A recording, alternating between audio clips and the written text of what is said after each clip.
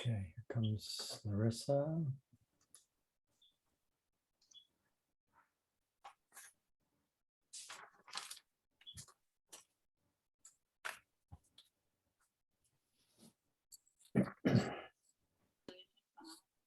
Yeah. I don't know actually. Is it because they still want EA? I don't even know. I don't know if this is coming from this might be coming from some of the special ed teachers. I'm not sure. And I think they don't understand it. I think so too. That's Larissa. Oh.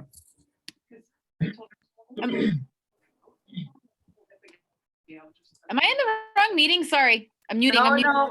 No, Larissa, welcome back. Welcome back.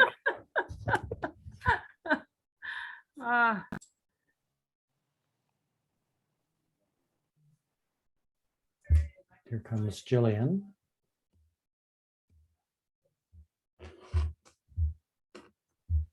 Yes, right there. Why am I not seeing? Hi, Jillian. Hi, Josh. How are you? I'm good. I see that I'm not the last one here, so I'm going to just really quickly take this opportunity to run to the restroom. Okay, sounds good. I'm just seeing the screen where I make calls.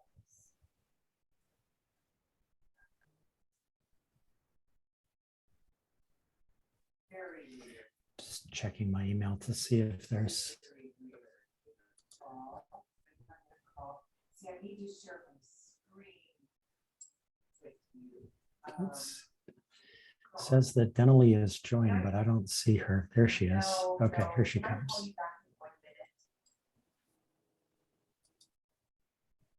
No, I need to call you back. I need to share screen. I will. Thank you. Hi, so much. Denali. Here So comes Jessica.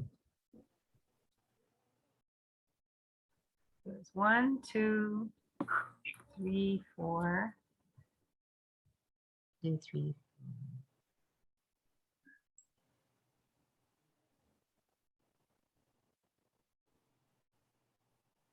Amy said she's going to check out the recording, Josh. Okay. I'll follow up with her as soon as I Thank get you. it up. I'll have it up tomorrow morning. Okay.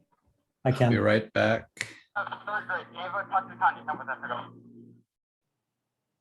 Ken, we were remarking that you're always the first one to class. I just check in super early. Doesn't necessarily mean I'm sitting here. Very So weird. I'm still not. Okay, so we're waiting on Barry, and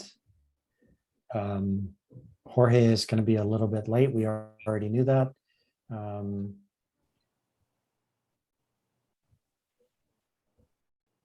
No, I think it's. Let me,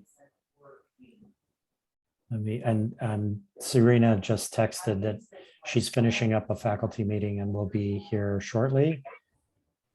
We're okay on time. We're okay. We can make this work.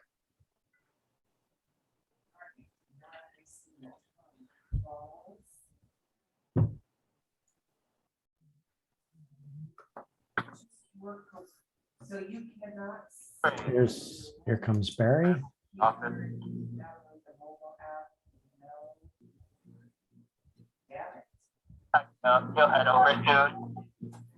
Barry.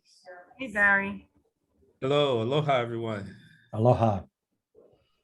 Okay, so we know that Serena's going to be a couple of minutes. What do you think, Anne, Robert? Should we? Who's that? Sorry, that's me. Who's me? Denali is. Me. Oh, Denali. She's This got. is the walkie-talkie I am tied to.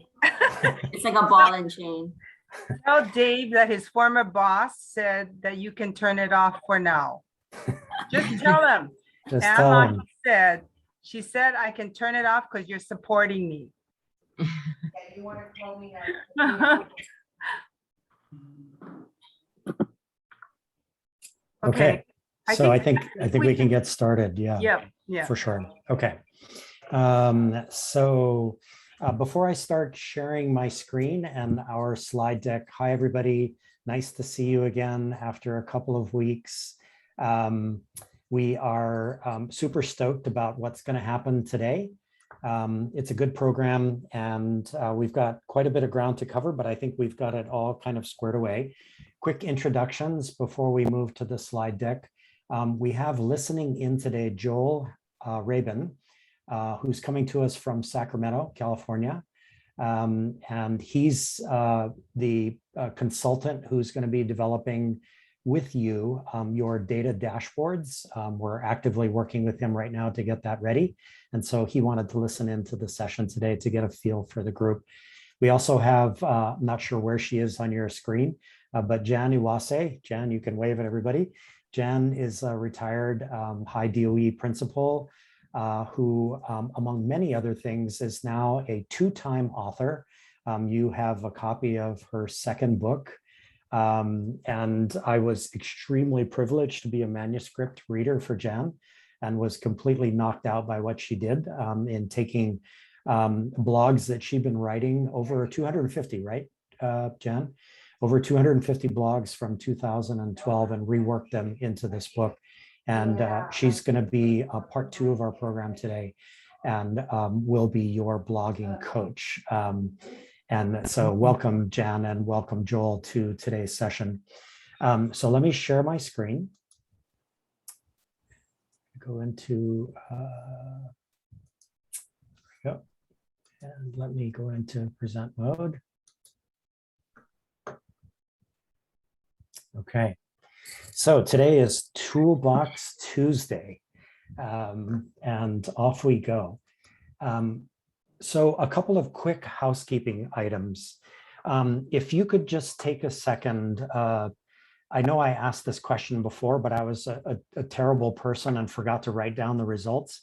If you have not seen the film Most Likely to Succeed, would you mind popping that into the chat right now if you've not seen it? And Robert is going to record it for me and let me know what the answers are to this. If you have seen it, don't have to do anything. Serena is joining us. This is awesome. Okay, and then the second thing is I just wanted to go back. I'm going to stop sharing for a second and I'm going to reshare. And let me go to Chrome here, and so that you can see the What School Could Be platform. So I just wanted to do a little bit of housekeeping here just to continually make you aware. Remember, if you click in the upper left-hand corner up here, and this is a little bit different on the mobile app, but kind of the same, then you're in the greater What School Could Be community, which has over 2,500 people globally as members. And then when you go to the, you guys know this already, when you click on playlists and courses and all of the courses that are underway, load, and here's our Investing in Human Capital course. And then just a reminder, again, under events, you know that this is where you go to join the events. Also, just a reminder that on Thursday, that's the Hawaii Business Magazine Change panel on education. You've all been signed up for that, and you should have received notices from Hawaii Business regarding the Zoom link and how to access that panel on Thursday afternoon. And then I'm going to click here on topics. So this is just finished. Each of you, you know that already under topics, each of our sessions has its resource topic here. And when you click on it, that's where I'm putting the recordings and the slide decks and anything else that was important to that session. Just recently, we created for each of you, your names are on each one, your data dashboard and strategic plan topic. Joel is listening in today. This is where he's going to post the link ultimately to your data dashboard slide deck, which is an open working deck that you can build your data dashboard with his support. And so each of you has your own section. I will point out that each of these images were drawn actually from your schools. So I took the time to go on Google and find an image from your school and place it there so that it's personalized. And then at the very bottom, there's an additional topic, which is called IHC Cohort Participant Blog Sites. Thank you, all of you, for creating your blog sites. And all 10 of them are now here if you scroll down. So this can be your one-stop shop. If you can't remember your own blog link, you'll know your own blog link, but if you do want to explore what others are doing, it's super easy to go in there and find that, okay? So that's it for that part of the share. Let me come back to the deck.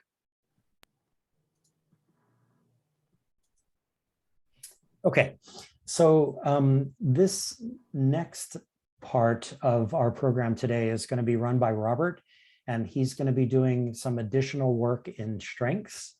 And so Robert, take it away, and you tell me when to go to the next slide.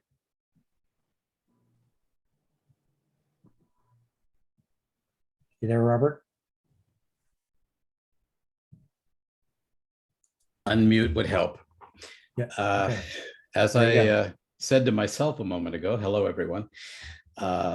And you can go ahead and, okay. So now we have everybody's strengths have been completed. And I had the pleasure of meeting with Barry actually at his school, which was very cool. And Kosh the other day, and I'm going to be speaking to Jorge at the end of this week.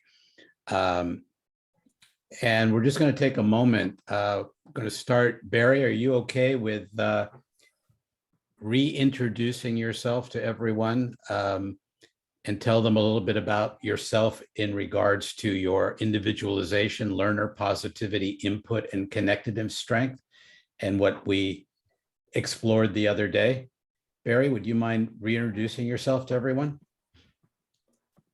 Sure, no pressure here. No, I'm Barry Harris.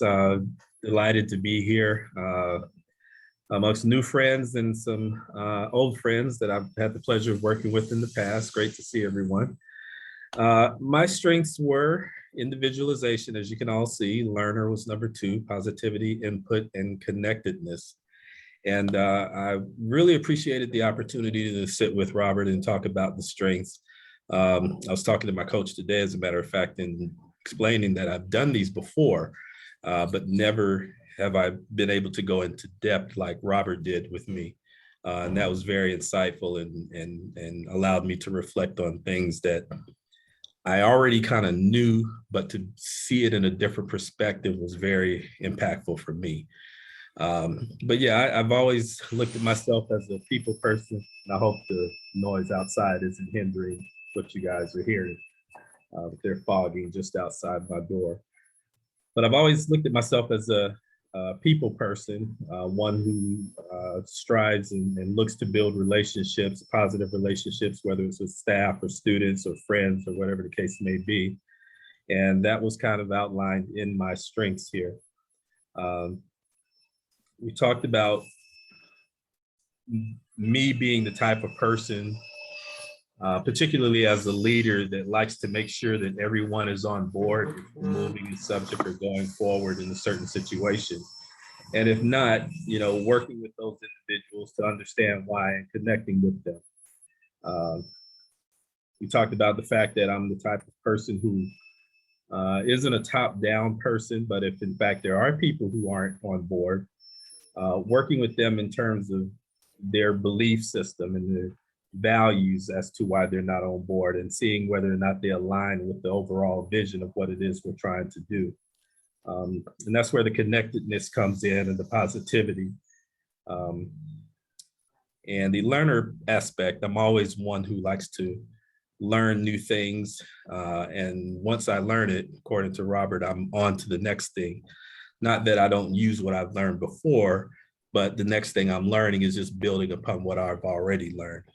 So a lot of impactful insights there for me, and a way to look at myself in a totally different situation. So yeah, I think if that's what you're looking for, Robert. Exactly, that was great, Barry. And I think there's one thing that after about 45 minutes with Barry, we were talking about discipline at the school, and you know, the fact that the vice principal gets sent kids often, and it can be the fact that the teacher, for whatever reason, lost their cool, lost their patience or whatever. But Barry, what was it that you said that your strategy is when a kid is sent to you based on your 3 relation building strengths? And I asked the question of Barry simply, what's your strategy? But the way he described it was no surprise. So Barry, if you could just reiterate, kid is sent to you and teachers all bent out of shape about the way the kid was behaving. What's your strategy with that kid? For me, well, I have a counseling background. So my first thing is to try to talk to the student, because anytime a student comes to the office, even sometimes adults come to the office, ooh, you're going to see the principal. It's always a negative connotation. So when I speak with the students, I establish a conversation with them, if I'm able to. Sometimes they're just at a point to where that's not the case, but not very often. I find something that I can connect with them on and talk story with them about that. If it's something that they did and it's pretty blatant, we deal with that. And I let them know, hey, this is what we're going to have to deal with. There's no way around that. But then I go deeper in to ask them, what is it that's causing them to do that? What's going on? Is something happening at home? Has someone done something to you on campus? And 9 times out of 10, 8 times out of 10, there usually is. Again, not in an effort to excuse the action. We deal with the action, but I always try to take it a step further to let him know that I'm not just here to, beat you over the head with the hammer, but I'm truly here because I care about what you're dealing with. And when I was a counselor, there was always a saying, kids never care about what you know until they know how much you care. And that's always stuck with me because they know when you're blowing smoke at them and they know when you genuinely care. When you get to that point, you can almost get anything out of them. Thanks, Barry. And that was great. And I wish my vice principal in junior high had your relational strengths rather than the paddle with the holes drilled through them at the wood shop. So just quick on Akash, as you can see, he is overtly, heavily superpower statistician. And he goes high, he goes low with strategy. He has intellection and input, which are very deep strategic strengths. He is overtly strategic. So in spending an hour with him, I wish I had a transparency into his brain, because it would have been that cartoon of wheels and cogs and dials turning. Because when he's listening, you can already tell he's processing and processing. So we talked about the fact that his executing strengths are not there. But then we talked about how he executes through his ability to help people understand how deep an issue can be and the different steps that you need to take to get there. What softens Akash, and you could see it throughout, how much he cares about people, is he has the relator strength, and he's the kind of person like other relators who are in touch with friends from their childhood, and they may not hear from each other for 3 years, but Akash will give them a call. And he's one of those, a friend in need is a friend indeed with him, and he's very relational when it comes to people. So he was going to introduce himself to you today through his strengths, but he got called away on a personal issue. So we'll kind of circle back to Akash next time. Before we go to the next slide, I just want to let you know what we're going to do next. This is just a quick simulation, a quick practice for you. Kind of what Barry just did, but it's going to be specific to a case study that Josh is going to read. So you're going to listen to this case study. Don't worry as much about how you feel about the issue. We're not going to deal with the issue as much as I would like to, but we're not going to deal with the issue. What we're going to do when you go into your groups, it is going to be a simulation of the very first meeting that you have with a task force dealing with this issue. And it's going to refer to how you're going to introduce yourself to the other people on your team. So go ahead, Josh, and go to the next slide. Okay, give me 1 second. And take it away. Let me reduce everybody down to 1. Okay, strengths case study. After a 3-year research project, a proposal was unanimously approved to eliminate grade levels and implement non-graded classrooms based on the results of standards-based assessments and teacher recommendations. In addition, all teachers in middle and high school will team teach, combining mathematics and science and social studies and English. All teachers are required to personalize and customize learning for students, allowing students to transfer in and out of the standards-based pods. This proposal will allow many students to obtain their high school graduation credits before the traditional 12th grade. So early college courses, independent study, internships, apprenticeships, and entrepreneurial opportunities will be available. So this is something that has been passed by your district or your school for implementation, and you have been asked to join the task force that's not going to debate this decision, but to decide how it's going to be implemented. And this is the first meeting of the task force, and the facilitator asks each of you to introduce yourselves using your knowledge and understanding. Whoops. Sorry. Apologies. Using your knowledge and understanding of your top 5 strengths, please explain what you bring to the team and how you will contribute to the success of the project. So when you go into your group right now, pretend that you are at the very first meeting of this task force and you are about to introduce yourselves, not the traditional, hi, my name is, this is where I work, this is what I do, but this is what you bring to the team based on your strengths. All right. Okay, give me a second here. This is literally the most stressful part of my day, which is somehow getting you into the right groups. Stand by. You're going to be placed in groups that you've been specifically appointed based on your strengths. So you're not with people with similar strengths. Each group is, you're coming from different focus. So as you introduce yourselves, that hopefully will become apparent. I know we're, sometimes I don't, but he didn't really want to hear what I was saying, and I didn't blame it, so I don't know what's going.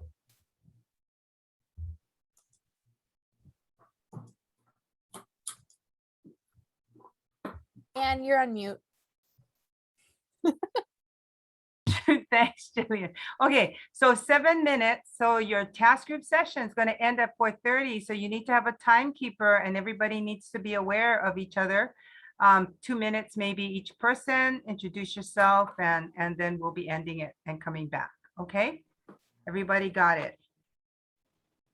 As Josh is still working to put you into these wonderful groups. There Here you we go. I did it, I think. That's what the show's trying to avoid, because it's so many contracts. It's growth, it's brings, and it's so. No, and that, and that's what she said, you know how much work it is to rewrite all the contracts. So anyway, so that's not what I called you about, and I do, so what I wanted to talk to you about, if I can, is I just need your advice here. So we by Rising Tide. So I had a meeting with Dawn, and I was going to email you, but it's too much to email, and I need to show you the letter, but or send you a letter after I explain it to you. So I had a meeting on September 29th. They're having the cohort, the last meeting of the cohort, at which the CPD marketing wonderkin Kevin Dahlstrom is presenting to them about marketing and branding. At that point, I'm going to be there, and I'm going to have a letter from us.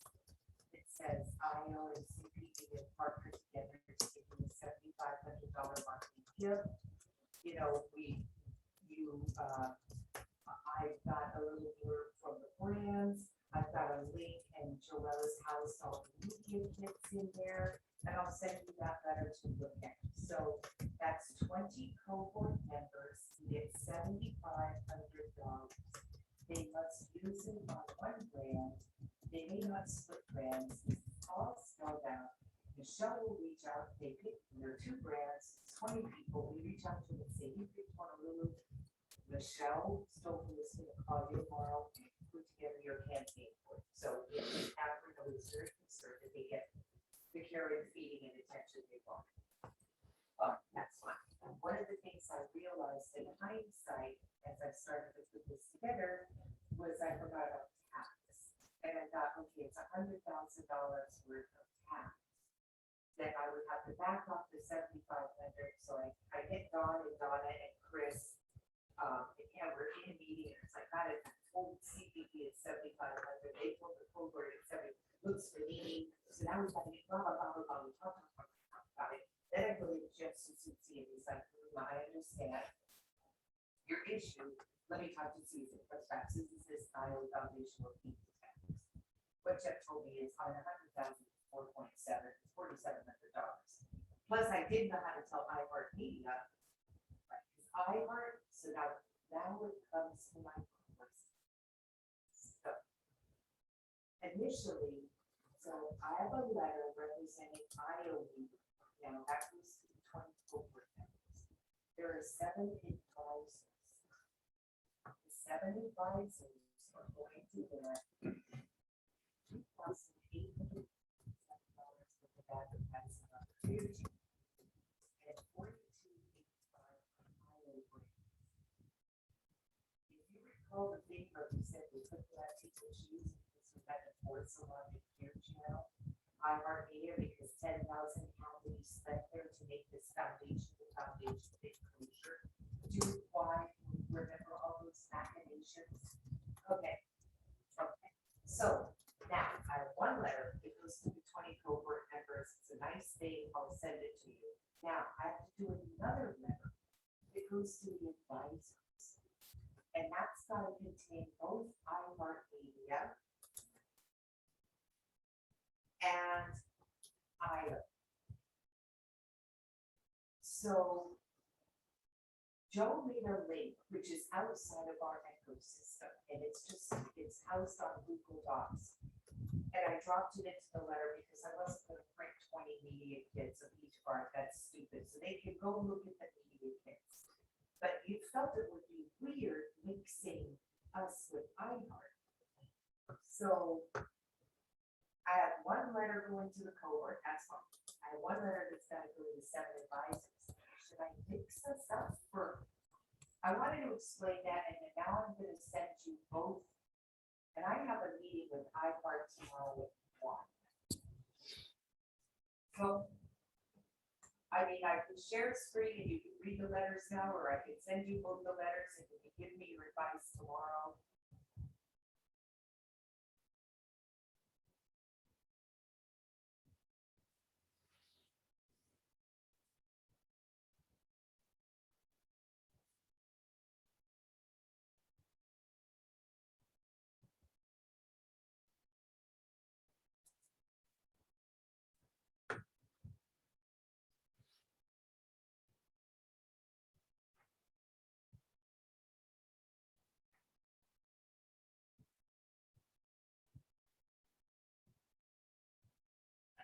Okay.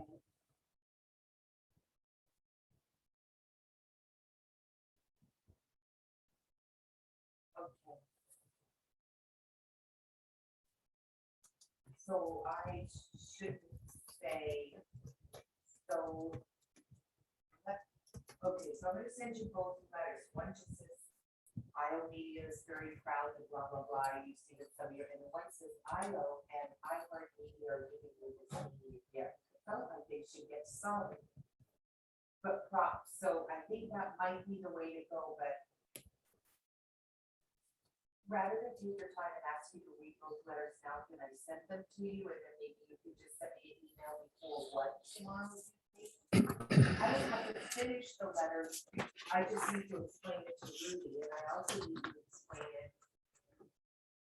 They want us to build IO Foundation, just like it would be Cheryl Monty Business, here IO Foundation, and the bill goes to IO Foundation. So our cohort people will never see an invoice. They'll never see a bill.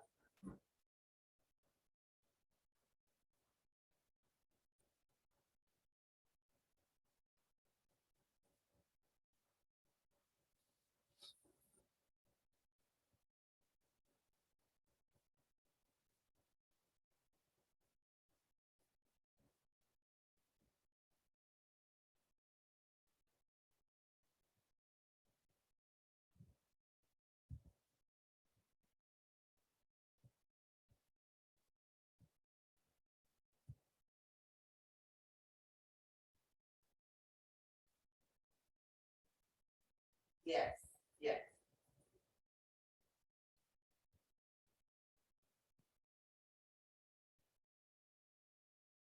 I've got all that from Jeff, yeah. Attention Jeff say even so that he can see it and make sure it gets paid to us right away. But I do think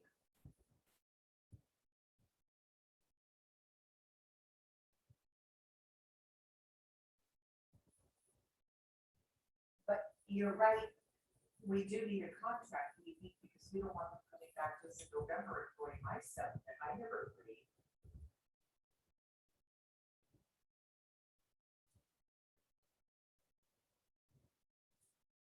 Yeah.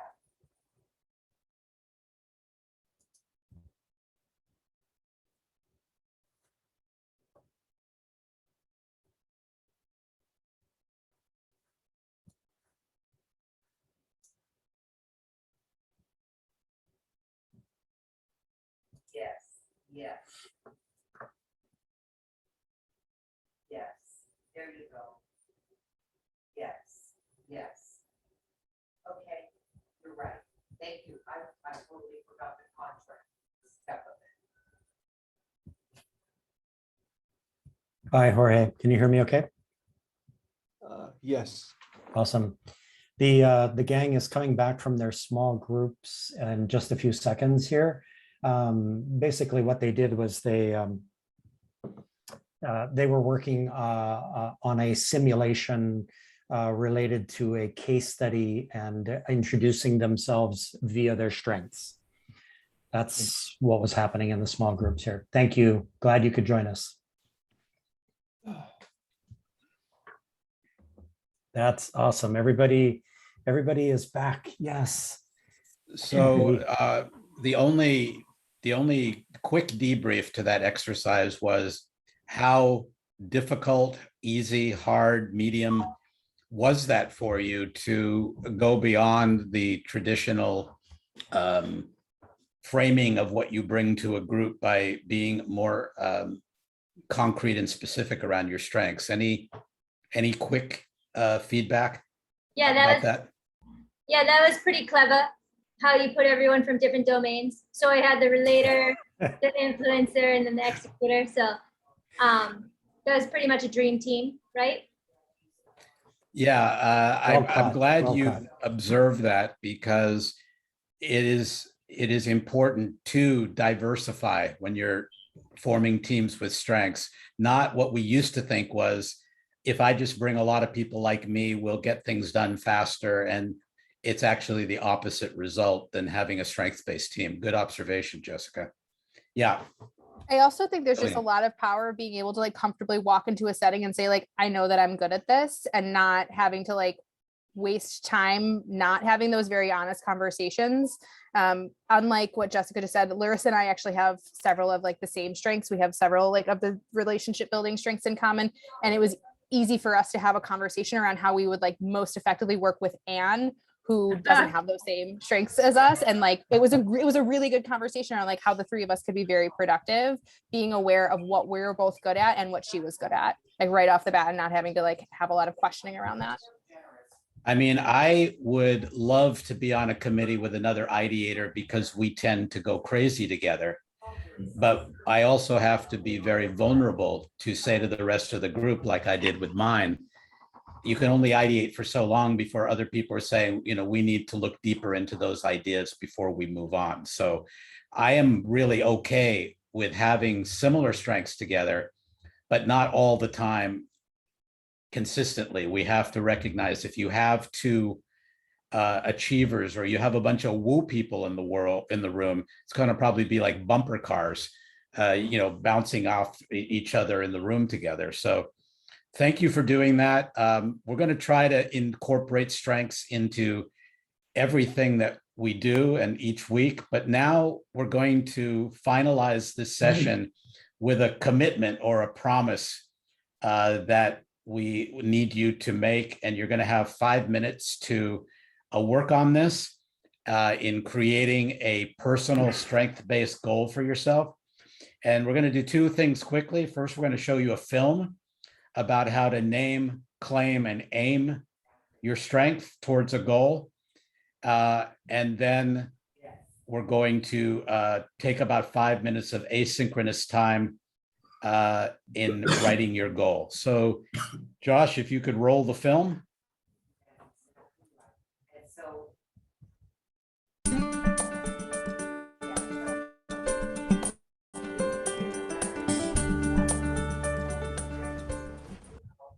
Is zillion a real number? No, zillion's not a real number, but it is a word you might be tempted to use if you tried to list all the talents found among humankind. Creating a list of every talent is an impossible task, but if you step back, you'll see that talents often have something in common, a theme that connects them. Some talents, like a natural tendency to share thoughts, to create engaging stories, and to find the perfect word, relate directly to communication. That's what they have in common, their theme. So to begin thinking and talking about them, we can call them communication talents. The Clifton Strengths Finder measures the presence of talent in 34 general areas or themes. Your Clifton Strengths Finder report includes a ranked listing of the 5 themes that hold your most dominant talents, your signature themes. Similar to your fingerprint, the sequence of your themes is unique to you. The odds that someone has the same 5 signature themes in the same order as you are 1 in 33 million. You heard right, 1 in 33 million. Your report is a beginning, not an end. Take this opportunity to explore your talents, harness their power, and bring them to life every day. Try this. First, name it. To begin making your signature themes your own, grab a highlighter. Carefully consider each theme description in your report. Highlight words and phrases that specifically resonate with you. You'll know you're highlighting the right things when you hear yourself say, "That's me." Next, claim it. Post your signature themes and the words or phrases you have highlighted in a place where you'll see them every day. Share your report with people close to you. Ask for their reaction. Then, aim it. Pick one of your signature themes and think about it for a day. Ask yourself, how can I use this theme today? Where can this theme make a positive difference in my life today?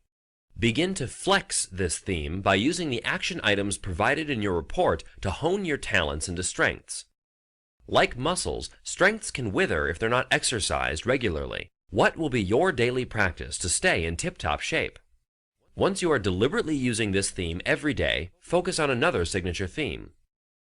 As you start to flex each of your signature themes, you'll find ways to build on your greatest areas of potential.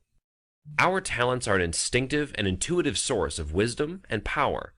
When we begin to intentionally tap into this power, we gain the ability to transform every moment, every interaction, and every day. You have dynamic talents just waiting to be unlocked and developed. Use your Clifton Strengths Finder report to name, claim, and aim your signature themes. Thank you, Josh. So we're going to just kind of use that. Next slide. We're going to use that name, claim, and aim in just a slightly different way. What I would like you to do is to, in the next 5 minutes after we look at this, name a strength or a couple of strengths that you would like to focus on. Claim what are the important or crucial insights about each theme or talent that resonate with you, and then aim it, right? Intentional steps to leverage your strengths. And here are a couple of examples that you could write as your personal strengths goal. Using my strengths of positivity, I aim to extend my relationships with the students I teach to build rapport, and so on and so forth. I wrote the third one. Using my ideation strength, I will give my colleagues with input, intellection, analytical, and learner strengths time to reflect and report back before making final decisions. That's a goal I make for myself every time I sit down with another group of people. So that's one that I make for myself. I'm constantly working on my ideation strength. So when the last one, I will always bring my strengths placemat with me to each team meeting and make an effort to identify and support others on my team. You'll be receiving a cohort strengths placemat as a souvenir and as an example of what you might be able to use if you take strengths into your own school with your own team. So that's why that last one is there. So in the next 5 minutes, before we come back, please email your personal strength goal to tworoadsed@gmail.com. tworoadsed@gmail.com. That is your assignment at the end of the next 5 minutes. Before you come back, email your strength goal. Yes, Josh. And also, as soon as you finished writing this email to Robert, if you could copy and paste in some way your strengths, goals, and the other parts of what you're going to write to Robert into the chat, that would be fantastic. And just a quick reminder, only one person, Josh, said they have not seen the film. Yes, I saw. That was Barry. Thank you. Okay. Appreciate it. Okay. All right. If you have any questions, you can write me a question in the chat, but we're going to take the infamous Zoom asynchronous time now of 5 minutes.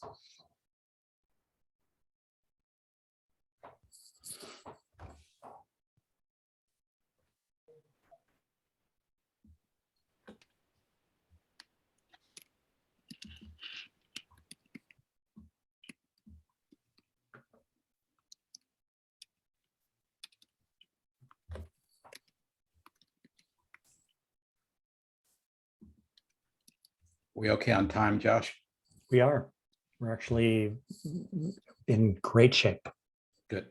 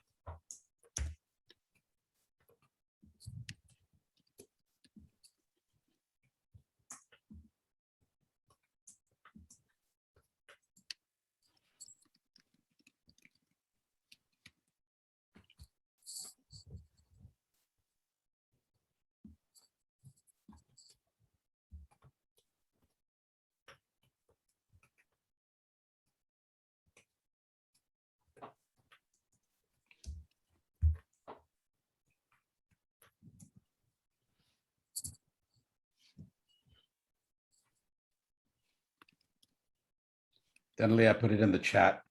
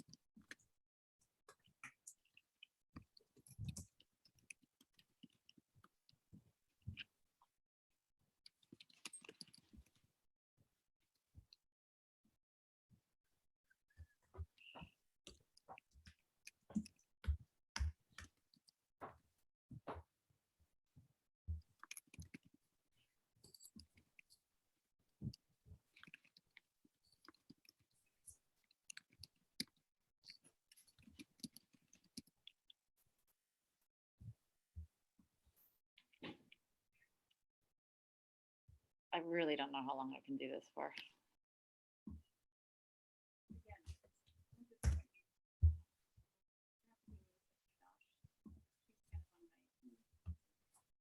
Me, well, just like it's too much. It's too much. Like I don't need 5.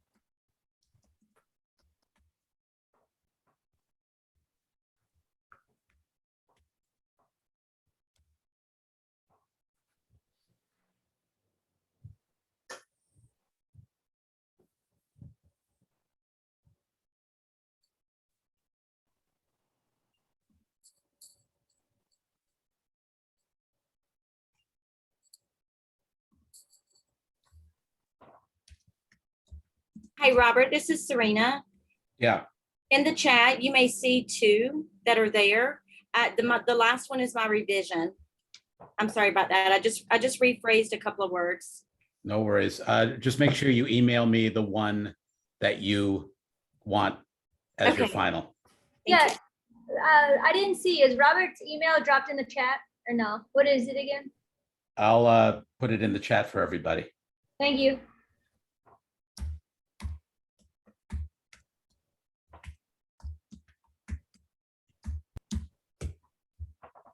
Okay.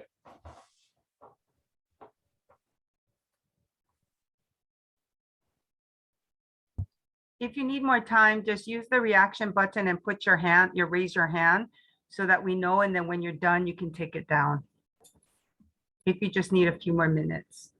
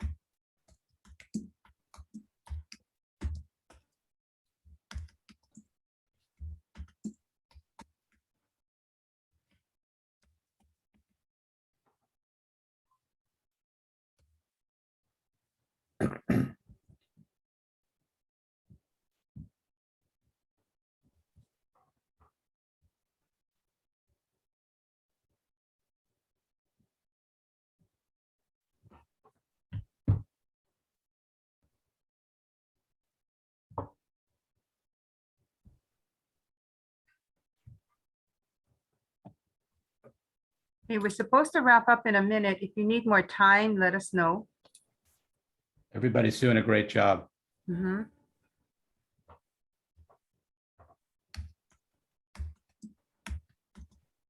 Joel, I saw your email just come in with your strengths. Thank you.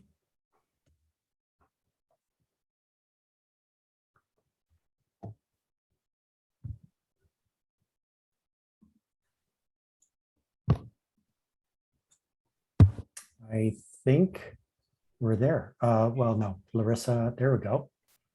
Everybody on? I think Jillian, yours just, did you copy yours into the chat, Jillian? Okay. Yeah.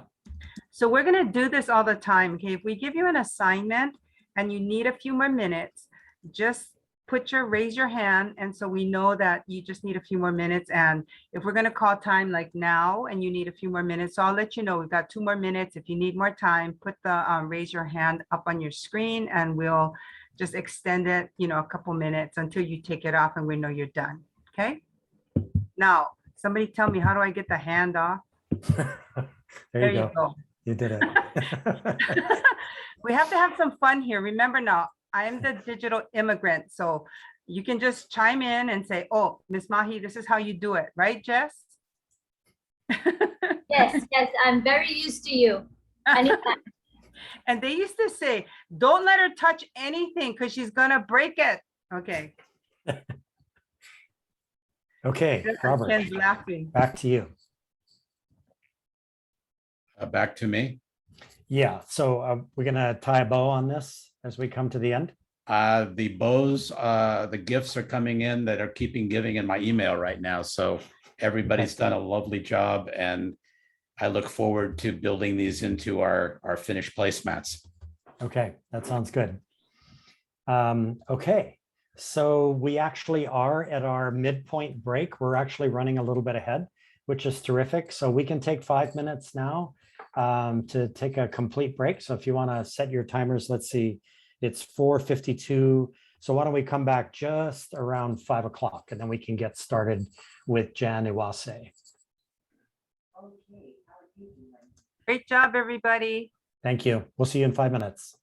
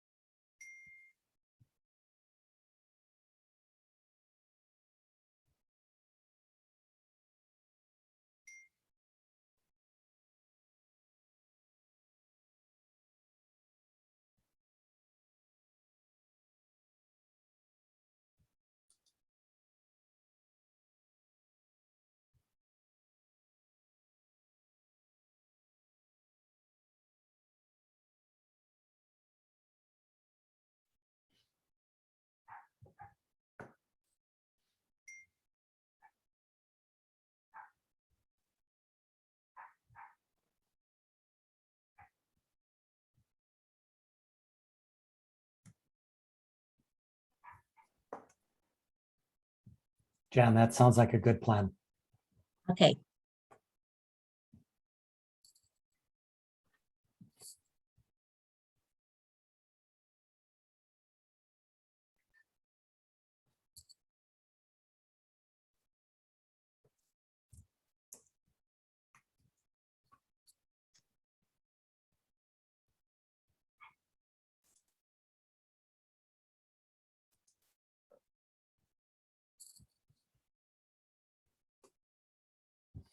Okay, if everybody can hear me, why don't we come back here and turn our cameras back on if you can.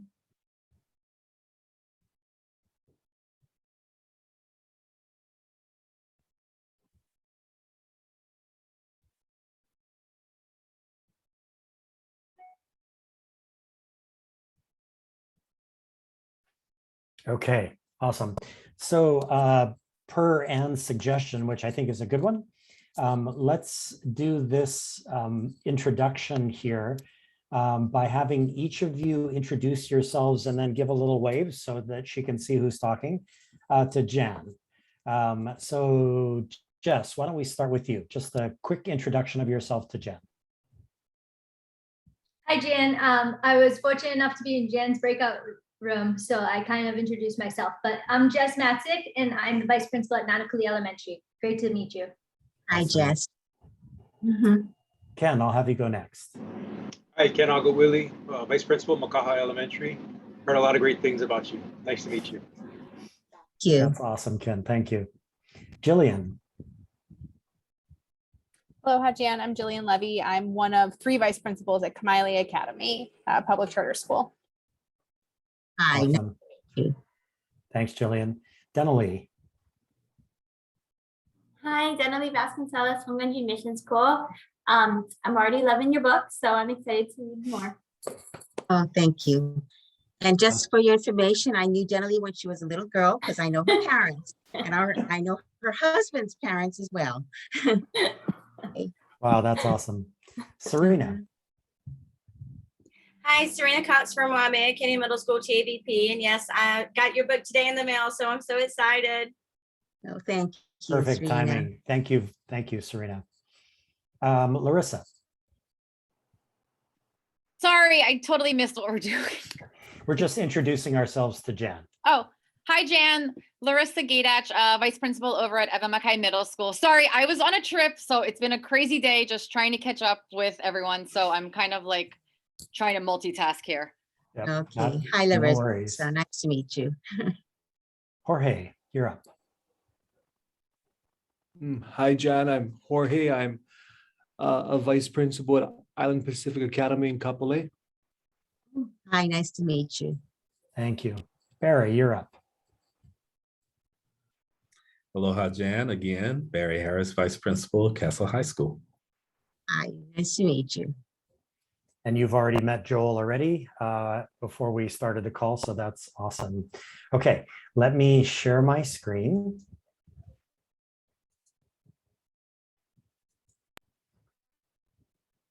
Okay. So Jan, welcome to the Investing in Human Capital, What School Could Be leadership course. We are so pleased to have you here today and to have you as one of our partners as we move forward with this course. So I decided to put images of both of your books up on screen here. I remember when I read your book, your first book, Leading with Aloha, the first time. I've actually read it twice all the way through. It was just such a revelation for me, and it was so informative for me trying to do this education work in Hawaii, that your insights into how our public school system works was hugely important for me. And as I said a little bit earlier, it was very much an honor to be a manuscript reader for your second book. So I thought that we would start with this first question, which is, if it's not obvious to everybody, and sometimes it's not, because you had to answer this question back in 2012, what is a blog? Okay, thank you. First of all, I want to thank you, Josh and Robert and Anne, for inviting me to be part of today's session. And all of you vice principals, you have this awesome opportunity here to really be reflective leaders. And I think I hope that you will take advantage of this and really learn as much as you can, because I think I know that as a vice principal, I would have loved this opportunity. So you have this opportunity, take advantage of it. Okay, so first, what is a blog? Okay, as Josh mentioned, I'm going to be a blogging coach. Okay, so I'm not going to teach you what to do. I'm not going to be there with the red pen telling you what to change in your writing. I'm just going to be asking you questions. I want to be there to help you to be comfortable about blogging, because I surely believe that blogging is an important part of sharing our ideas with the public, with everyone. Now that I know that the requirements of this program are that you write 1 blog a quarter, I certainly hope that you're going to do more than that, because the more you write, the more you blog, the easier it gets. In the beginning, you're going to feel a little uncomfortable about whether you want to put your ideas out there in the public. But as you get more comfortable, you realize that it's really an important part of your growth as a school leader. Now, I'm of the same generation as Anne, and I'm not necessarily, these kinds of technical things does not come easy for me. So I'm not going to be your technical coach for blogging. That you can get by YouTubing or just Googling or pressing the question mark on Blogger and asking your question, okay? But what I found was that Blogger is actually pretty easy to use. But if you do have questions, you do have resources to use. You don't want to ask me, because I might make you more confused in the long run, okay? So you do have source resources for the technical part. I'm going to be your coach for your content, okay? So I would love to have you share with me what you are blogging about, and I can give you some assistance with that. Now, the first blog came out in 1994. It was a college student who decided that he was going to find a place to publish his writing. And as others saw that, they began to blog too. And blog is actually shortened from web log. So many people were using it as like a diary or a journal of their days. And then, as with the internet and with ideas, others started to see it as a way that they could share. So there were travel blogs or food blogs or their hobbies or their families. And of course, educators saw that as a way that they could have a professional learning community with others that are not in their school. So blogging, educators began to share lessons, they began to share questions, reflections, lesson plans, and it became kind of a very popular thing for educators to do. If you've noticed and if you've read blogs, you know that it's much easier to read than like a college essay. It's shorter. You can have links. You can put photos in, but you can make it personal to you. And then when you press publish, it goes out to anybody who wants to read it. Most important, I think, a blog that you create for this program can be a virtual portfolio for you, so that when you decide that you're ready to try for principalship, for example, you'll have this blog that you can share with the interviewing committee, and they'll probably feel very that you are trying to be a 21st century leader. Okay? It's much better than carrying around a portfolio filled with your evidences. So I hope you will see that a blog can actually be very beneficial to you as a vice principal. Okay, so slide. Josh, can you move? Okay, Yeah, good. absolutely. So Okay. Jen, when and why did you begin, or your question to yourself, when and why did I begin blogging, and what was my blogging journey over more than a decade? So I started blogging in 2012. I read a blog that said blogging is the new persuasive essay.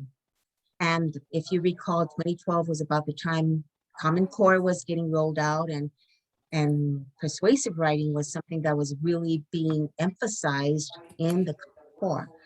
And in that particular blog, she talked about how students could blog and they could upload it to sites that were for students blogging, and then they could get feedback from others. And I thought that was really great because I always felt that if students were able to write for an authentic audience, then they would do a better job. They would make sure that they had, correct grammar and spelling, that the ideas were clear. And I thought that was really neat. But I knew that I couldn't convince our teachers to do blogging with their students if they didn't do blogging themselves, and if I didn't start off by doing blogging. And that's why I started. I said, okay, I'm going to try it. And it was not easy. That first blog, I think it took me a long time before I could finally press publish, because I was just really not certain if what I had to share was something that others would want to read. And if you look at my blog, I started in 2012, and it starts off pretty simple. There's one that says, what was I thinking? Because I was not sure if I wanted to continue. But I'm really glad I did, because even if it was hard, it was something that, for me, I persevered. And I knew that it was something that was important. Too often we as educators don't share our ideas. We don't share our reflections.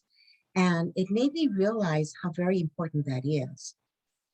I'm not sure what year it was, but it was, he was the state representative at that time, Mark Takai, and we were at a meeting, and he just pointedly turned to me and he said, Jan, why aren't principals and teachers sharing with the public the good things that they're doing? He said, I go to schools and they are doing outstanding things, but the public doesn't know about it. And that made such a big impression on me. And after that, we started writing for the Army Times, and we sent articles to the Central Press, or I forgot what it was called at that time. And I had our teachers and students writing articles too, because I was really proud of our school and the things that we were doing. And I knew that if we didn't share it, nobody would know about it. So blogging became a way for me to share what was happening at our school, not just with our school community, with our teachers and our students and our parents, but with the general bigger community. And I'm big on social media. I believe that schools should be sharing the things that they're doing. So blogging was my way of sharing. And I'll tell you that some of the teachers did try blogging, and they did try blogging with their students, but it didn't take off the way I wanted it to. But for me, it's been a really, really great tool for me to reflect and to share. So let's see. Jen, So I have a okay. question for you. So Okay. Jen, along the way and during those years of blogging, were there ever any moments where you hit the publish button and then wanted to unpublish? Like were there every, I just want to anticipate that there may be moments where, you put something out there and you think, wow, maybe I want to recall that in some way. Did that ever happen to you? Actually, you can recall it. You can pull You it can back. You go back unpublish. to your draft and you can. And I found for myself, I mean, when I wrote for anything, you know, paper for college, letter to the parents, something in the newsletter, I would never send something out right away. I always saved it as a draft and went back to it.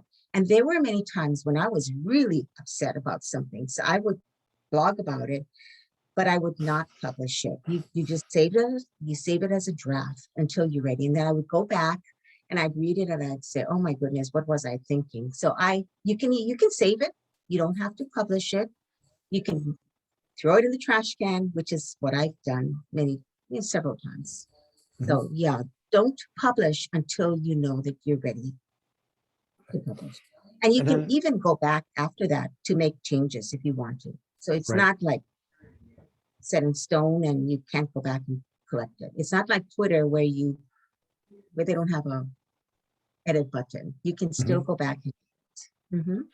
And another question, because we're wanting our course participants, our vice principals, to work very closely with their principals initially as they put this blog, as they draft these blogs and then put them out in the public. For you, if a vice principal, when you were a principal, approached you, what's that conversation like? If you have a vice principal who says, look, I want to actually start publishing some of my thoughts about what I'm doing here at this school, what's that conversation like? I would be thrilled. I would have been absolutely thrilled if they wanted to do that. And I think that I would sit them down and say, okay, so let's talk about it and make sure that they understand the commitment that it takes. Let them know that I'm there to help them. You might want to, the principal might say, you know, before you publish it, share it with me first, just so that, you know, there's nothing in there that could cause some problems with the public. I would encourage, I mean, I would be thrilled if my vice principal had done that. And actually, you know, I'm hoping that more principals would, especially your principals that you're working with now, that they are going to see this as a real benefit to the school, because it is. You're sharing what's happening at your school. You're sharing your own thoughts as a vice principal. You're sharing the great things that you're, you know, I try to write about things that were happening at our school as well, things that were successful, things that were, that worked, you know, things like, if you read my book, you'll see that there's a wide variety of topics that I wrote about over the years. And, you know, I think the main thing is to just get started, you know, jump in, do your best, and you'll notice that you're going to get better as you go along. I mean, everybody gets better as they go along doing something. So that's my advice, you know, don't hesitate. Try it. And I That's know awesome. And they'll have your support along the way. yes, Yeah, exactly. absolutely. Okay. I'm trying to see if I have any notes, anything else. I think it's really important to be positive. You know, you don't want to be coming off as a complainer all the time. If you have a concern, I think it's, I always made sure that I had a possible solution.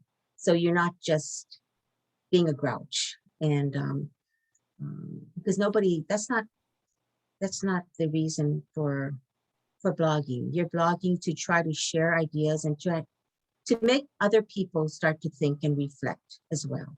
And, you know, they can comment, anybody can comment on your blog. So you could get comments from people in another state or another country, you know, sometimes. And I think that's the benefit of the blog. Barry and I had a great conversation a couple of days ago about the process of building trust with your principal as you publicly exhibit your thinking, your heart, and your mind. And especially because part of our intention in this course, Jan, is that the blogging that will happen is going to be it'd be a place to reflect on the school impact project that they're going to execute. And also their reading of Stephanie Malia Krause's book, Making It, and sort of using the blog as a platform to be reflective about the whole process of this course. And Barry and I talked about just how coming out of the gate, it's really important to build that trust with your principal as you put something out there to the public. But over time, that trust will be there and then you can move forward. But it's always a good thing to be really aware of what it is that you're putting out to the public, even when you do have the trust of your principal. Yes, I agree. So Jen, why did you write your second book and what are your hopes for it? Well, the second book happened during the pandemic and I was at home because I was retired and I felt, I mean, I read so much about the concerns that educators were facing and it made me really, it didn't make me wish I was back at school, but it did make me wish that I could maybe be there to offer some advice. And you know, I had some time and I realized that I wanted to share more of my ideas with an audience. And, you know, I didn't know if I would write another book after the first one, but it seemed like a good opportunity because I did have a lot of ideas and I wanted education, I wanted our schools to change. I didn't want it to stay the same way it was pre-pandemic. I really felt that this was a great time to start making changes in how we do school. And, you know, I read Ted Dintersmith's book and watched Most Likely to Succeed. And I read Stephanie Malia Krause's book. I've read a lot of other books as well. And I was reading a lot of blogs and I just felt that I had something to offer through my blogs. And that's why I decided to write it. And, you know, it was people like you, Josh, who encouraged me. And I think it wasn't an easy book to write. And even if the content was there, it was putting it in a format that would make sense for people. And I think, you know, you and I talked about it. You liked the reflective part that I had put, and somebody else suggested putting them into chapters based on the content. So I think that what came out of my second book is something that I'm pretty proud of. I think that it can really help educators to think and hopefully inspire them to make some changes, even if it's small changes in their classroom, but bigger changes at the school level and at the department level. So Jan, we're actually okay on time. And you and I had talked about the opportunity for you to pretend you're at Barnes and Noble doing a reading, an author's reading. And so for everybody assembled today, Jan is actually going to read. And if you want to follow along, if you have your book with you, feel free. We're going to go to page 59. And Jan's actually going to read one of her entries here to us, just like we would do at Barnes and Noble. So Jan, you can take it away.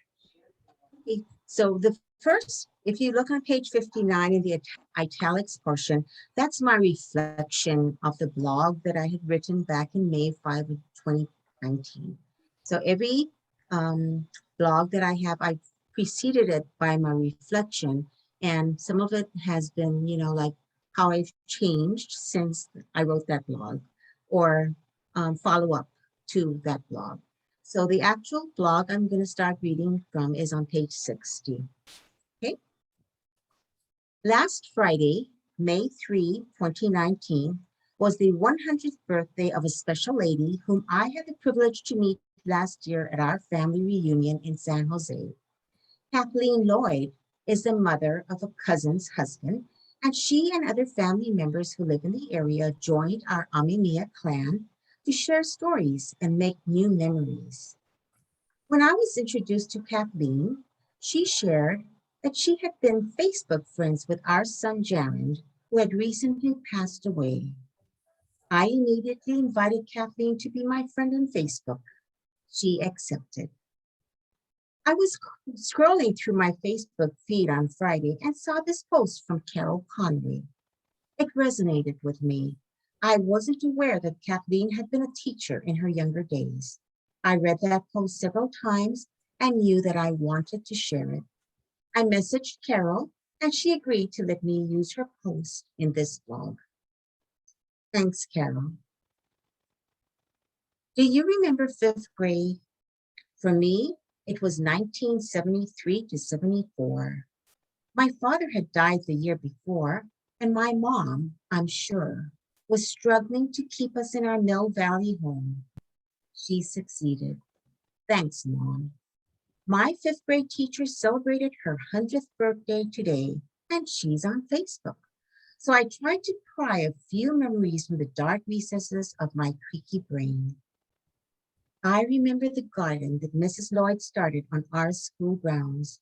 She taught us about growing food in unyielding soil.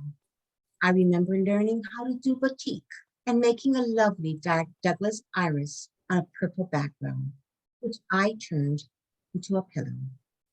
I remember going to Cronkite Beach to gather pebbles to make mosaics and finding a single carnelian that I used to make the eye of a snail I created. In 5th grade, I remember competing for the highest level in SRA and winning. Mrs. Lloyd, I can picture the classroom, the tall windows facing south, and you sitting in front with an open book, looking out at us between paragraphs. I loved being read to. I have no surviving memories of what you were reading. It was a quiet time for me when my world was tumbling, and I enjoyed it. Mrs. Lloyd, I hope that you had a birthday full of the things and the people that you love. I hope you know that your students felt loved and protected in your class, and that you made a difference. And I know that I speak for my brothers as well. David before me, Jeff after. You mattered to us. Happy birthday. As I read and reread this tribute to a beautiful teacher, I had a few aha moments. First, 1973 to 74 was my first year of teaching. I was just getting started in my career while Mrs. Lloyd was making lasting memories with her students. The second thing I noticed was that Carol remembers things like gardening and art and field trips. There's nothing in there about test scores or academics. What will teachers remember about their teachers? What will students remember about their teachers 45 years from now? Carol mentions SRA levels, something I remember from my 7th grade reading class, where like her, I quietly competed to get to the highest level before anyone else. Someone beat me, I was second, but once I was done, I got to read whatever I wanted to in that class. Lastly, Carol's recollection of being read to was so touching. Mrs. Lloyd was reading aloud to her students in the 5th grade, and Carol cherished and needed that quiet time when her world was coming. In today's classrooms, read aloud time is often eliminated as teachers rush to cover the curriculum, but students may need that time to settle their tumbling world. This lovely post spoke volumes about the positive impact of a teacher on a student, one who was going through emotional challenges. 45 years later, this student shared these fond memories, and I am sure Mrs. Lloyd was touched. Henry Adams said it best, a teacher affects eternity. You can never tell where his influence ends. Oh, Jen, thank you so much for that read aloud. Yes, snapping fingers. Thank you, Jillian. So now we want to, well, before we open it up to Q&A, I just want to let everybody know, I think I might have already sent this in an email, that Jen has agreed to do a series of small group meetings. So because we're 10 cohort members, we're going to do it as 3, 3, and 4. And this will be a little bit further down the line once you've actually begun to do your blogging work. And I'll do the legwork of arranging these meetings in our small groups. And so this will be an opportunity for an hour or so to go into a little bit of a deeper dive with Jan about some of the work that she's done blogging and some of the questions that you have as you begin to do your own writing. So I'll be in touch in terms of organizing that a little bit later in the semester. So we have a few minutes left in this section for comments or questions for Jan, and I will actually, oh, Akash is joining us, yay. I'm gonna stop sharing here so we can go back into full screen. Any comments, any questions for Jan?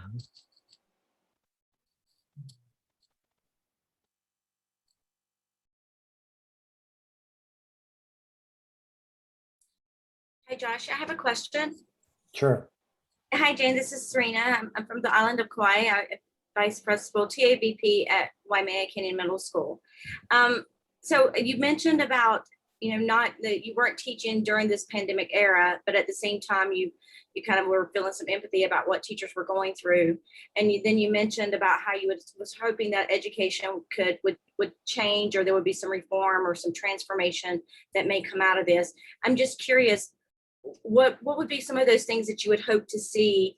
We're kind of out of it, but still in it. But what might be some of those things as a retired educator that you would like to see happen? Less emphasis on test scores, for one.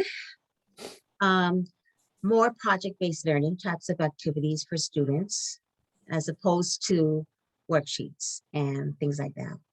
And I really felt that, because teachers had that opportunity to do distance learning last year, that there can be other kinds of options for schools.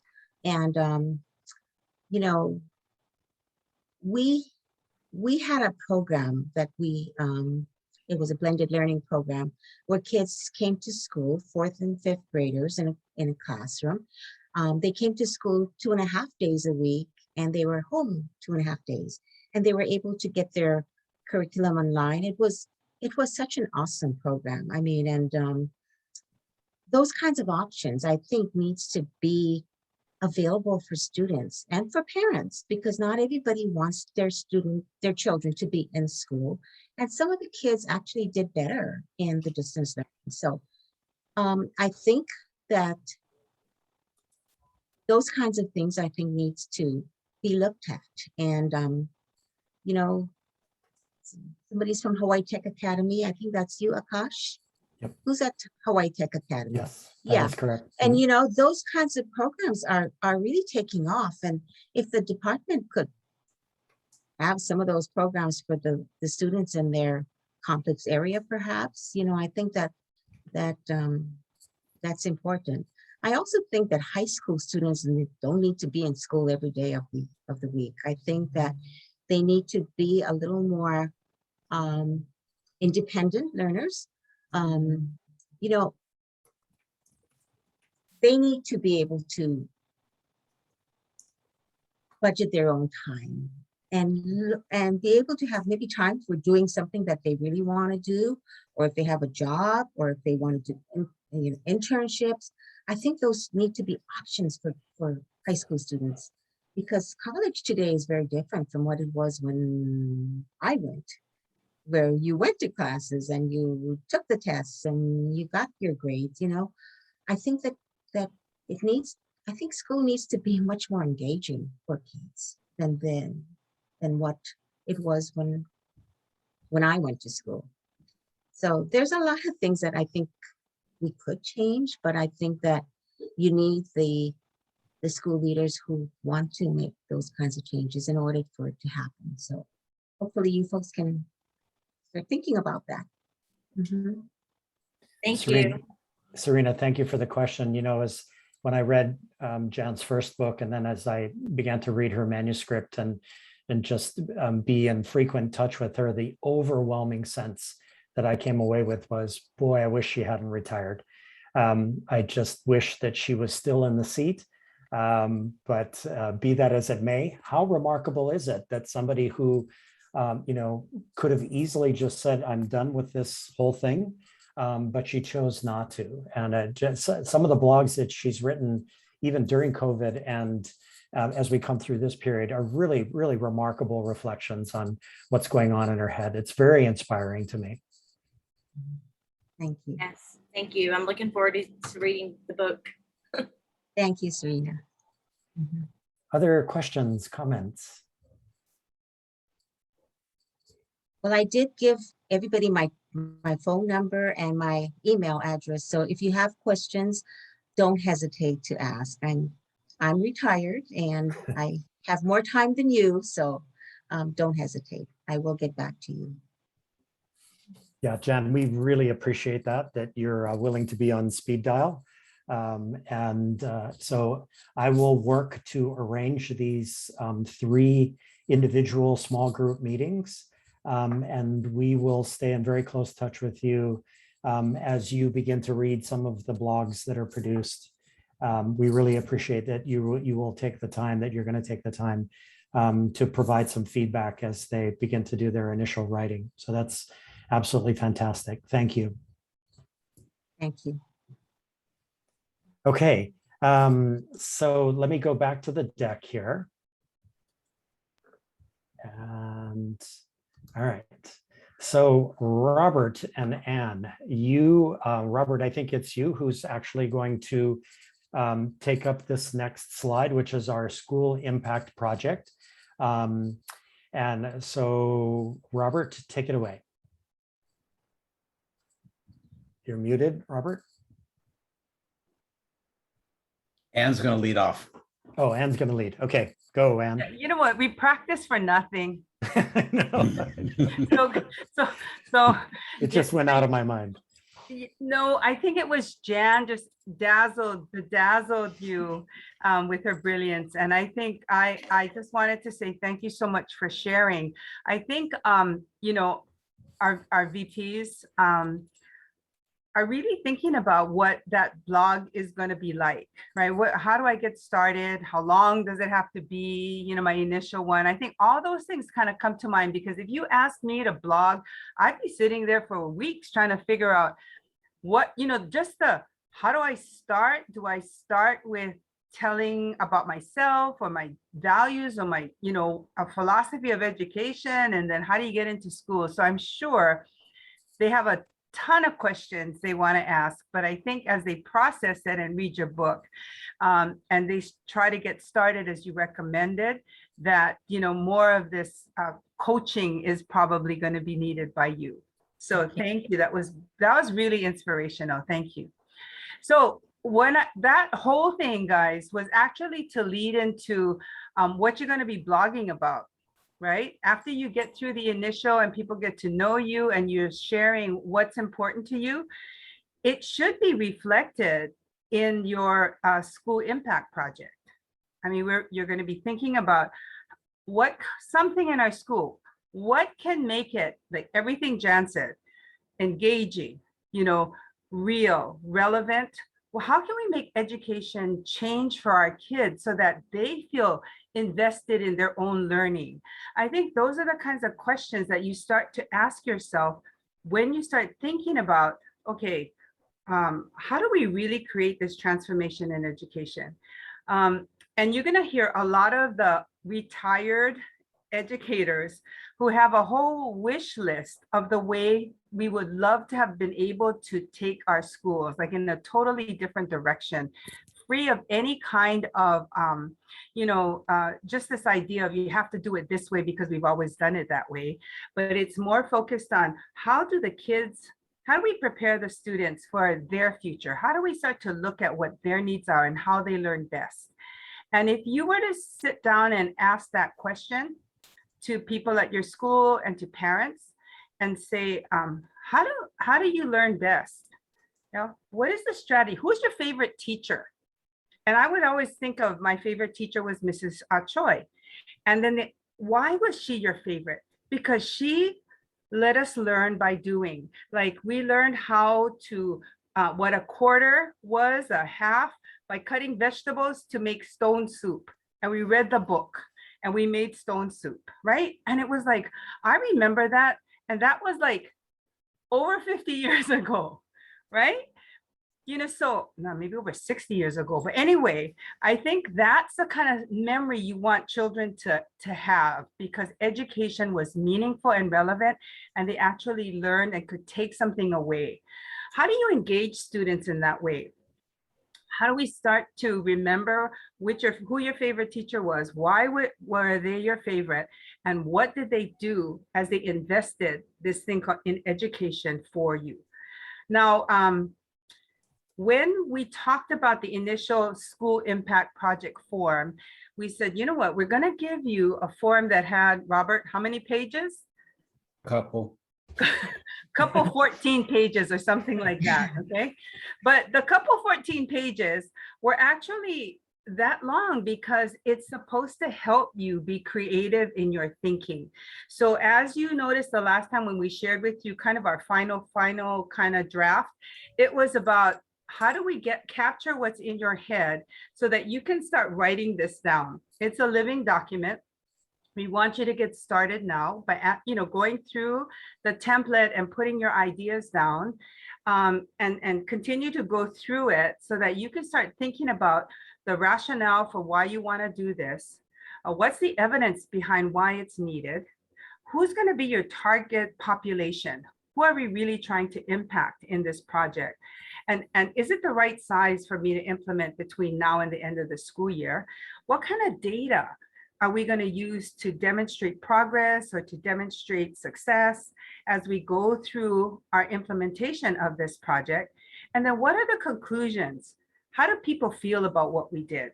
And throughout this entire process, this is something that you could blog about.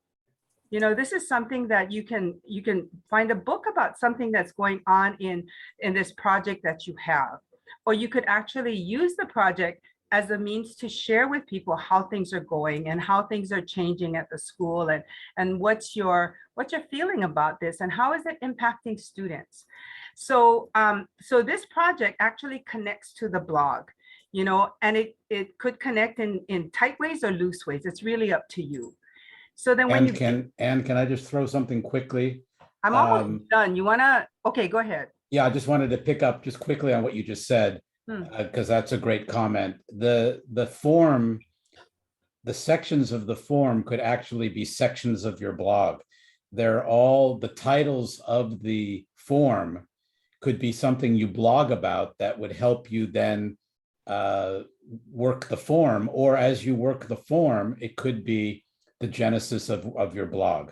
So if you look at the sections, they're excellent kind of blog prompts. Okay, Thanks, great. Ann. Thank you, Robert. See, I lost my train of thought. That's why you two Oops. should never interrupt me.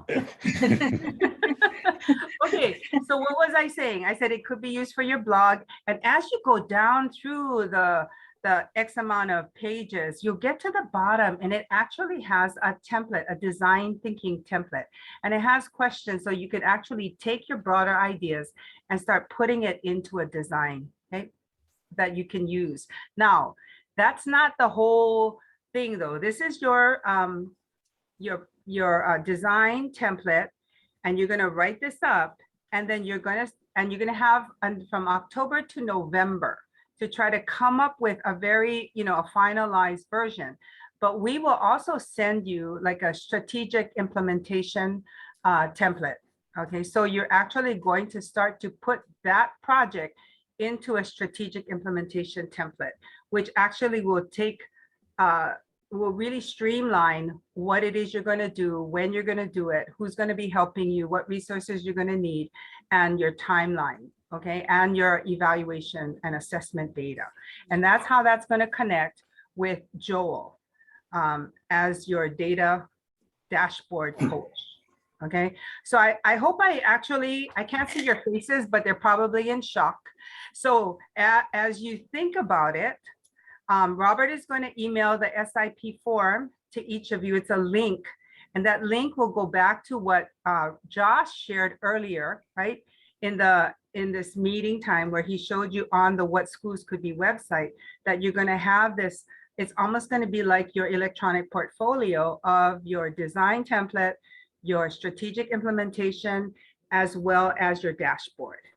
Okay, can you let me see everybody's face? Josh? Well, you have to, oh, you want me to stop sharing? Okay, Yeah. will do. Here we You see go. what I mean? That I don't know the term. You have to stop sharing so I can see all of your faces. Okay. Ken is cracking Sure. up because he used to be a vice principal at Stevenson when I was principal at Roosevelt. And he understands how this thing all works. And so do the others that were in Nanakuli Waianae. But the whole idea is that you start to design now. Think about your design. The templates are a tool for you to use. And then you're going to put it into a strategic plan form. Okay. And all of that will be part in that, will be in that what schools could be site. All right, let's open up to questions because all of that will be sent to you. The form will be sent to you by Robert. Okay, Jillian, I know you're gonna ask me a question. Oh, Josh has something to share. Just real quick, I put those thoughts that you just shared and into the chat about the fact that Robert is going to email it, and it goes on a little bit after that. So if they want to read that, it details that explanation. Yeah. Okay, now questions. We're trying to give it to you so that you won't be an overwhelm. You know, like we're trying to chunk things. I was a good teacher. I used to chunk things for kids, right? So you know that you can take so much and then you go, okay, you learned about this today, and now we're going to give you this because this was from the last session. So now you have, you know, like a month to actually start designing it. And we're going to include sharing time with each other as you start to design your project plan, so that when we come together again, you may have started thinking about it, but we'll give you time in groups to actually share some of your ideas with each other. So, you know, so you'd have your cohort to share with, or, and some of you might just have like, wow, we're kind of working on the same thing together. We can do problems of practice kind of work if there's time for you folks, and we want to give you time to talk about your projects. All right. Somebody else was like reaching to press the unmute to ask a question. I just want to add one more, and you know, kind of the elephant in the room for all of us is what I kind of term the COVID conundrum. And Amy's not here today, but I remember when I did her strengths, one thing she had said is, I'm already at an alternative school, so COVID to us was just another alternative. And so we know that none of you are operating under SOP, standard operating procedures right now. And so we know that you may not be, you know, reaching for the stars because it's not a normal year. However, we need to do what we're doing in a way that is impactful for our students, given the cards we've been dealt. So I guess I would speak on Amy's behalf again to say, I'm at an alternative school, so COVID was just another alternative. So if you could kind of use that as a launching point, that whatever you do is still going to make sure that kids in this current situation are learning in the way that Jan was speaking of earlier, and that is, how can we make things different for them given the circumstances we're in? And as you go through your template, you may be thinking, now I'm going to impact the whole school. But as you start to design your project, you may find that your targeted population might be a smaller group, you know? So that's what the design template is for, is to help you focus your thinking around what impact do you want to make? Who would be the right population to work with this project? You know, working with your principal can also help you. Talking with your coach can also help you. So feel free to bring up ideas, you know, like this with your coach, and have time with your coach to go back and forth on things and get their insight as well. So we're moving in that direction now, and we want to give you the time. So hopefully, you know, a month moving into it will give you time to get started, so that when we come back, when is our next session? In October? October 5th. Right, and October 5th, Joel is actually going to be presenting the part about the data. So we want you to get down to the point where you're starting to think about, what kind of data will I need to be able to assess my progress, whether it's implementation data, like how many teachers got trained and how well is everybody doing, and student impact data. So you can have perception data, you can have formative data, and you can have summative data. All right. So these are the kinds of things that we want to get to that point. So you'll be prepared for the October 5th session with Joel with some of the thinking about that. Now he will also do coaching sessions with you as you get more into the that piece on the data dashboard. Now, samples of the data dashboard, if you haven't seen anything, was anything posted on what the data dashboard could be? Not yet. Okay, so the DOE had a data dashboard that Joel put together. Joel's not here, but that actually showed, I think, I don't know if it was Title I data. Joel, did you? Yes. Yeah. Yeah. And Nana Kuliwaina did an entire data dashboard for the complex area as well as for each of their schools. So if you go to nwcomplex.org, you can actually find the data dashboards and you can find it for each school. It's very comprehensive, but the whole purpose of it is to tell a story. Okay, so how does the data dashboard help to say why you decided to pick this? What's your vision about it? What's the rationale behind this? You give a little bit of the demographics and then you start, showing the data relative to the impact that you want to make at your school. Joel, is there anything else you want to say? We're trying to connect the SIP, the design process, and our next session with them. Sure, I'll just say briefly, I think the data dashboard is going to be a different version of what Jan was talking about today. Jan's talking about how you can tell your story through blogging. And I'm a data guy, but I'm also a storyteller. So I'm going to talk to you next time about how you can use data to tell your story. I'm not going to teach you, and I'm not going to make it at a level of getting a doctoral degree or that kind of dissertation level work. It's about just being able to share and communicate your story to your community, to your colleagues, or to the parents and students even. So I'm going to try to keep it simple. I think you guys have all used data before, but it's about storytelling. And over the next few months, I'm going to help you tell your stories. Thank you. So that's it for, if anyone else have any questions? I have just a quick thing, and from the big to the more mundane, just to let everybody know that when you get the form, this is just a technical thing. Again, it's a living document, but almost every section of it is required.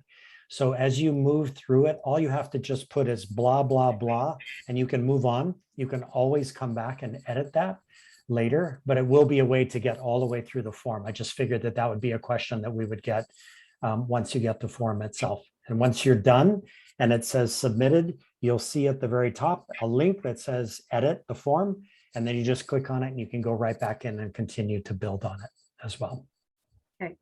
Yeah. Okay.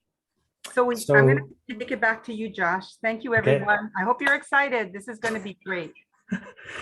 Okay. Okay, let me come back to our slide deck. So let's actually, we still have a couple of minutes. So let's not throw this away. Let's actually do this. So I'm going to stop sharing again. We're going to do just a quick around the horn. This can be a wish or a wonder, but we're not going to do worries. God knows we've got too much to worry about right now. So let's just do a wish or a wonder. Serena, I know this is you get to go first, so you don't have any time to think about it. But let's start with you. A wish or a wonder, Serena? I wish I had more time in the day to really just go. I wish Starbucks was open so I could go sit there all day long and just work. I wonder if I'm wondering like how I'm going, as Ann was talking, just wondering about how I'm going to put these pieces together. I'm wondering like what I'm going to do. So I'm wondering. Awesome. I'm wondering about wondering. Yep. That's awesome. It's a puzzle and you're going to put it all together. It just takes time. That's right. Jorge, a wish or a wonder? Like Serena, I wish there was more time in a day because I'm wondering how I'm going to do all these things, and I'm just being hopeful. That's all. Awesome. Thank you. Barry, a wish or a wonder? Or a wow. You could Or a also say, wow, could be a wow as well. wow, Be like, today was, you know. Wow. Well, a couple of things. When Ann went through everything we were going to do, I was like, wow. That's my what now. But no, I have a wonder about my blogs because I'm thinking about things that I want to write in the blog, obviously related to the impact project, but at the same time, maybe intertwining or even doing a separate blog about just daily, day-to-day things that happen at school, you know, whether it was a teacher who was inspiring or a student who may have done something that was out of the norm as it relates to students. So, and can be a question that's answered at a later time. Can that be intertwined, or would it be advisable to do separate blogs? Or, and it doesn't have to be answered now. We can come back to that. I think that's terrific, Barry. And I think that would be a question that you could direct at Jen. And that would be the first moment for her to provide some coaching for you. So that's a great question. First use of the hotline. Yes, there you go. The hotline, the red telephone. There you go. You know what it was? I think Jan said my wow was that you lead from the heart. Okay. Yeah. So there is no like, if what I understand is you got to lead from the heart. What is it that you want to share that demonstrates the great things that are happening? And it could be about the project, but it could be interrelated with the positive things going on at your school. Okay. Yep. Yay, Jan said, yes, I am so thrilled and honored. Thank you. That's awesome. Denali, a wish, a wonder, a wow, or. I wish that at the end of every newscast, they would do like a little segment on like the school and like the cool things that they're doing. Oh, amen. And then to just that. leave us with the happiness at the end of the newscast, not whatever feeling you feel at the end of the newscast. Amen to that. Absolutely. Well said. Thank you. Larissa, a wish, a wonder, a wow. Okay, I'm going to piggyback off Denali and kind of say, I wish that I had more time to celebrate students that are doing things good and that teachers are doing things good, because I wonder how to do that with all the phone calls and emails that I get from parents and teachers who feel that they're the most important. And I wonder, how do I explain to them that I'm trying my best to get back to them as soon as possible, but it's not. But like I said, I want to try to focus on the good that's going on. And I do want to recognize and celebrate that. So I wish I had more. I wish I did that more. Well said. Thank you, Larissa. Ken, a wish, a wonder, a wow. I guess I'm just wondering what the SIP form is going to look like. The practical is kicked into effect, right, Ken? Yeah. Yeah. He's like, bring it on. I need to look at it. Yes, that's awesome. Thank you, Ken. Jillian. Yeah, I guess I have a lot of wonder around what my project's going to end up being. I had my first like executive coaching meeting and my principal was there for some of it. And some of the things that we've been talking about are not exactly like perfect fits. And some of the things that we're talking about are extremely pie in the sky. So I'm just really wondering what that's going to end up being. I'm like not an ideator, so I'm very much so looking forward to figuring out how that unfolds in front of me. Jillian, I'm noticing over your left shoulder that you have a parking space for wizards only. So I think you're going to employ your wizard strengths to figure this out at some point. I wish you could see how boring my half of the office is. I have a plant made out of paper because I've killed everything else. But we are tight on space here. So that's actually our learning director's cool side of the office. I've got the boring side. Okay, got it. Let's see who's left. Akash, and then to Jessica. Yeah, I'm sorry for joining late. I had a little bit of an emergency to deal with, but I wish I could have been here to hear more, and I'm excited about the idea and wowed by the idea of talking with Jan and Joel. Especially, I would love to ideate a little bit on like evolving some blended learning. So yeah, I'm excited to be here. The world needs to hear about blended learning, Akash. Looking forward to it. Excited. Jess, finally, a wish, a wonder, a worry. I've been wondering a lot. So I'm wondering how I'm gonna woo all of my stakeholders to collaborate with me on the many ideas and projects I have floating around in my head. So when they come to me mentally spent. So like I'm trying to figure out the best way to make sure that we collectively give them input on this project so that they feel invested and not burned out. Mhm. That's great, Jessica. That's essentially the essence of what you wrote in your email to Robert, right? And what you posted in the chat around your strengths. So that's terrific. That's Well, awesome. how about Jan and Joel? We have to be Sure. inclusive. Sure. We're going to go a little bit over time, but that's okay. Joel, a wish, a wonder, a worry. I wish that all of you vice principals can have more sleep. I can. I know from talking to my colleagues around in California and also from you all that this year's just continues to be exhausting.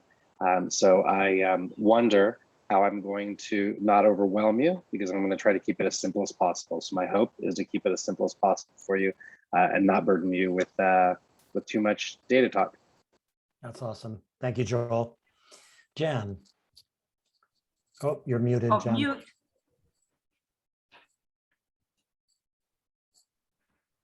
So my one wow is that, I'm just really impressed with all of you, and with this particular investing in human capital course.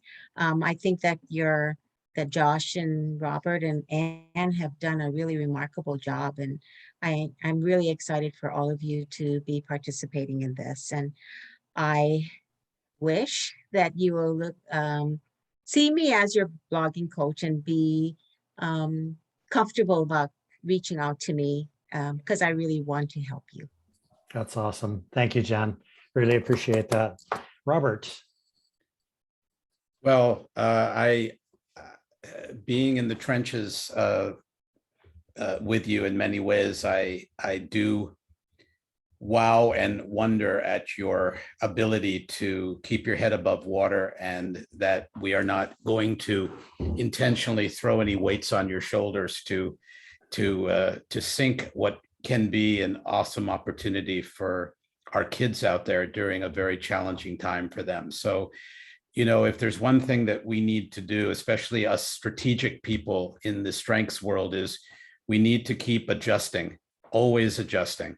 The executors can kind of get their head down and have a project in mind, and they're kind of plowing through, and it's important for us to keep our head up, looking at the kahikimoi, the horizon. I think that's the right way of saying it, but I learned that at a Kamehameha workshop once. But we strategic people keep looking out at the horizon, adjusting your sails, check the wind and your compass, because we do not want to overwhelm you. We want to overwhelm your kids' social emotional opportunities this year to feel good about themselves in light of everything that's happening. And you guys are definitely the pioneers to get us there. Thank you, Robert. One last thing. Don't forget now, you have each other. You started to get to know each other, and you have each other's phone numbers and emails and things like that. So, feel comfortable in reaching out. Just know the techie people are like Ken and Denali and Jess, right? So if anybody needs help with anything, you go and start. So check out, the ones that you start to hear the strengths, and if you need help with trying to come up with some creative ideas, you saw on the strengths chart who has ideation, so just kind of be sure that we want this cohort to be cohesive. We want you to build, a network together, because we're going to identify you as cohort number 1, the great one. Okay. So as you move forward, we want you to really, I wish we could all just have you together. Okay. Because, that would be so nice. And we're going to work towards that as a goal. But please reach out to each other, and reach out to Jan, reach out to Joel. When we get started, everybody's part of a family. Reach out to John, Josh, Robert, and myself. Anytime you have any questions, you have our numbers. I'm retired. Josh is working and Robert's working. So if you want to call me, I'm fine. Just call me. Okay. Like Jan and I, we're on the same wavelength. Okay. So take care of yourselves. Josh might have a last few words, but just really thank you. You're doing awesome. Yeah, I'll just finish with my wow. I'm the host of the What School Could Be in Hawaii podcast. tomorrow morning at 7 a.m., I actually start my third season. And I've already done pretty close to 70 episodes. And every single time I do an episode with an educator or an education leader in Hawaii, I am blown away at what's happening in this state. And I'm serious. And Denali, if we could have mention of that at the end of every broadcast, that would, it's 1,000 points of light, right? And that's what my goal is. I won't live long enough to do 1,000 episodes, but I'm definitely aiming in that direction because there is no shortage of innovative, creative, and imaginative educators and education leaders in Hawaii. No shortage at all. So that's my wow. So wait, I'm gonna share my screen one more time because we have just one more. I just want to leave with this, which is very briefly. So for next time, which is 2 weeks from now, we're working towards reading chapter 1 in Making It, which is called A Changing World. We've already talked about drafting your first blog, and I'm going to put something up about that in the activity feed in our course. You've got your SIP form. Robert has already emailed it to you in the last few minutes. We want to make sure that you're scheduling your monthly connection with your principal and your executive coach, and that you're becoming familiar with the What School Could Be course platform. That's it, everybody. We have reached the end here. Thank you very, very much. You are all awesome. # you rock. Have a great night. We'll Take see you care on now. October 5th. Thank you for Aloha. your time. Have a good night, everyone.